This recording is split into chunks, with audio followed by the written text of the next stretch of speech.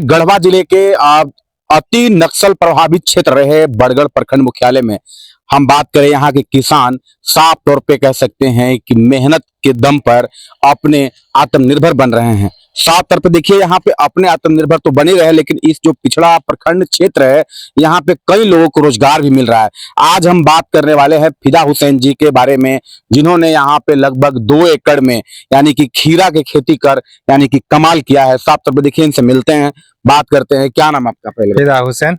क्या कहेंगे, ये प्रेरणा कहाँ से मिली आपको, जो अति नक्सल यानी कि नक्सलियों का गढ़ है ये क्षेत्र, जहाँ पे कि आप पिकअप पे लोड करके बाहर भेजने लगे हैं, कहाँ से आया ये प्रेरणा? ये प्रेरणा हम लोग खुद जगह जगह जगह जाके घूमे फिरे देखे। जैसे छत्तीसगढ़ हमने गया तो वहां देखा, तो हमने भी सोचा कि आखिर हम क्यों नहीं कर सकते हैं। जी। फिर हमने शुरुआत किया, इसमें ड्रिप वाले से मुलाकात किया, फिर उसके बाद बीज वाले से गया, खाद वाले से, सबसे मुलाकात करने के बाद फिर हमने चालू कर दिया। आज आप लाखों की मुनाफा कमा रहे हैं, कहाँ कहाँ भेजते हैं अपने खीरा को? हमारा ज्यादातर यूपी, बिहार और झारखंड में भी जाता है। हाँ। अभी क्या रेट चल रहा है खीरा का? खीरा का रेट अभी तो 13 जा रहा है, इससे पहले 20-22 तक भी गया। मार्केट में अभी खुला खीरा आप लेने जाएंगे तो कैसे मिलेगा आपको? ऐसे तो अभी 30-32 रुपए किलो मिल रहा है। हाँ। लेकिन हम लोग खरीदते तो है नहीं। हाँ। क्या क्या आप जो खेती करते हैं? जैसे पहले हम धान मक्का का खेती किया करते थे, लेकिन उससे मुनाफा कम समझ में आया। अच्छा।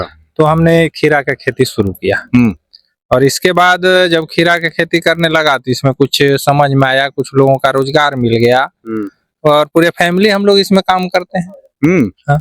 और लोगों को रोजगार भी देते हैं आप? हाँ जी जी, हम रोजगार भी।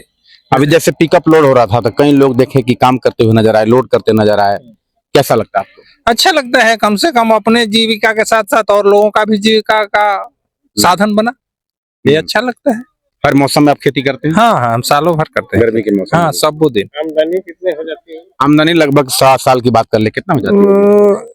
इसमें अनलिमिटेड है जी। अगर अच्छा मुनाफा रेट मिल गया तो अभी तक 2.5 से 3 लाख रुपए का इसमें चला गया है खीरा। अच्छा। और इससे पहले तो नुकसान हुआ था। अच्छा।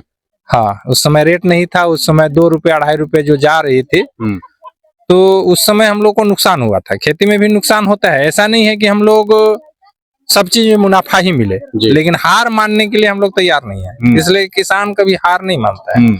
अगले बार लगभग हम समझ रहे हैं कि 2 लाख रुपए का नुकसान था, लेकिन अबर ओला में मेकअप कर गया जी, कुछ मुनाफा भी आया।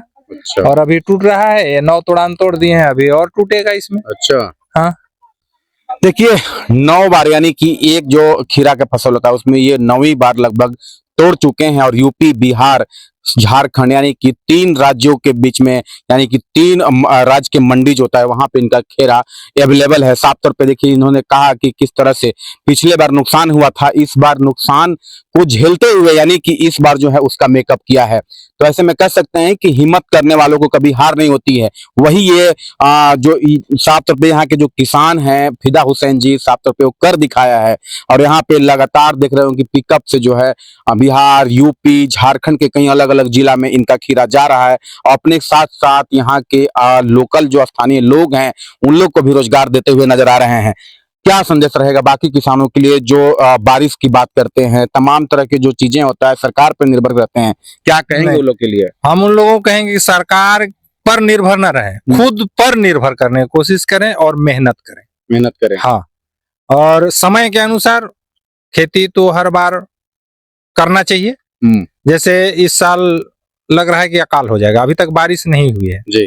जो मक्का और धान का खेती जो होना चाहिए था अभी तक हुआ नहीं है, लेकिन उससे कोई फर्क नहीं पड़ना है। उससे फर्क क्या पड़ेगा, हम दूसरे खेती में लगे हुए हैं। बिल्कुल, हम यहाँ नहीं तो उसमें, नहीं तो इसमें तो आएगा ही। बिल्कुल, इसलिए लगे हुए हैं। दूसरा प्लॉट और उसमें मल्चिंग वगैरह लेबर वहाँ भी लगे हुए हैं, वहाँ भी उम्मीद है सोमवार तक हम वहाँ भी लगा देंगे।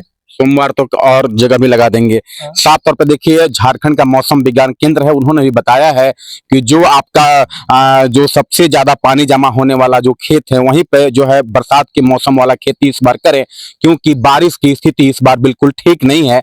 लेकिन फिदा हुसैन ने वो कर दिखाया है जहां पे कि उनको बारिश से कोई फर्क नहीं पड़ने वाले हैं। कई लोग होते हैं जो सरकार की रोना रोते हैं, लेकिन आत्मनिर्भर बनना चाहिए और ऐसे में उन्होंने साफ तौर पर संदेश दिया है कि मेहनत के बदौलत यानी कि 365 दिन पूरे यानी कि जो सालों भर का जो खेती होता है वो साफ तौर पे अपने मेहनत के बदौलत कर दिखा सकते हैं। तो ऐसे में आप साफ तौर पे कह सकते हैं कि नक्सलियों का गढ़ रहे बरगढ़ प्रखंड मुख्यालय के ये बरगढ़ गांव में साफ तौर पे जिस तरह से फिदा हुसैन ने अपने आप को आत्मनिर्भर बनाया है, साथ ही साथ यहाँ क्षेत्र के लोगों को रोजगार भी दे रहे हैं और अच्छे मुनाफा भी कमा रहे हैं। न्यूज 11 भारत के लिए गढ़वा से मैं अरुण कुमार।